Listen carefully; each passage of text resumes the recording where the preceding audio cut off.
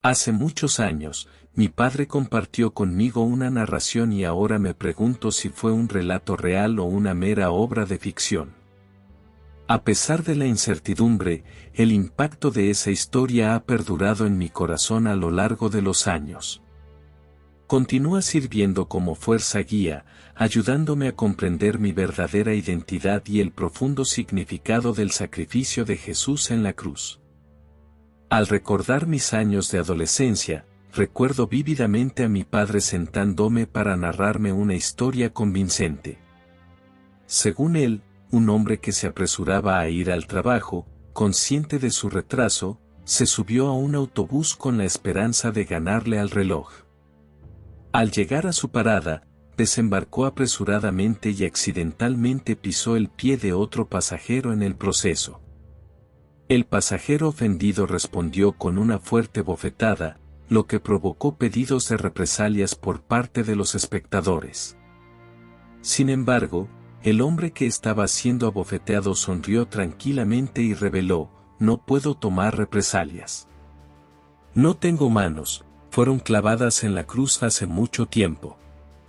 Estas manos que tengo ahora no son mías». Años más tarde, el significado de esta historia quedó claro cuando profundicé en el libro de Romanos, particularmente en el capítulo 6. La esencia del hombre de la historia se puede resumir en 3 puntos clave. Primero, reconoce su muerte al pecado; en segundo lugar, reconoce y acepta esta muerte; y en tercer lugar, comprende cómo someterse a la influencia del Espíritu. Algunos creyentes a menudo pasan por alto estos elementos, lo que los lleva a luchar con los pecados habituales. Un estudio exhaustivo de Romanos 6:14 arroja luz sobre estos principios. La Romanos 6:14 en la versión King James.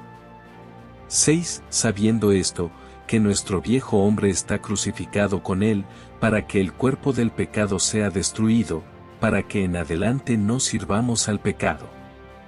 7. Porque el que está muerto queda libre del pecado. 8. Ahora bien, si estamos muertos con Cristo, creemos que también viviremos con Él. 9. Sabiendo que Cristo, habiendo resucitado de entre los muertos, ya no muere, la muerte ya no tiene dominio sobre Él. 10. Porque en cuanto murió, al pecado murió una vez, pero en cuanto vive, para Dios vive. 11. Asimismo también vosotros consideraos muertos al pecado, pero vivos para Dios en Jesucristo, Señor nuestro. 12. No reine, pues, el pecado en vuestro cuerpo mortal, de modo que le obedezcáis en sus concupiscencias. 13. Ni presentéis vuestros miembros al pecado como instrumentos de injusticia, sino presentaos vosotros mismos a Dios como vivos de entre los muertos, y vuestros miembros a Dios como instrumentos de justicia. 14. Porque el pecado no se enseñoreará de vosotros, porque no estáis bajo la ley, sino bajo la gracia. Romanos 6:6-14 articula estos principios. Número 1. Saber, entender que nuestro viejo yo está crucificado con Cristo, rompiendo la esclavitud al pecado. Número 2. Ajuste de cuentas, reconocerse muerto al pecado pero vivo para Dios por medio de Jesucristo. Número 3. Ceder, entregarse a Dios en lugar de sucumbir a los deseos del pecado, reconociendo que el pecado ya no tiene dominio sobre los creyentes. El mensaje describe los pasos necesarios para una vida libre de las garras de los pecados habituales, reflejando las acciones del hombre de la historia anterior.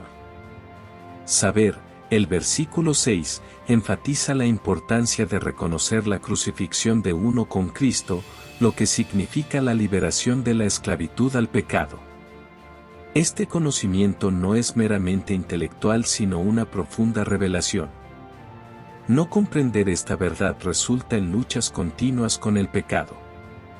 Ajuste de cuentas, el versículo 11 instruye a los creyentes a considerarse activamente muertos al pecado. Va más allá de reconocer el hecho, implica una aceptación y una creencia sinceras en esta nueva identidad. Ceder.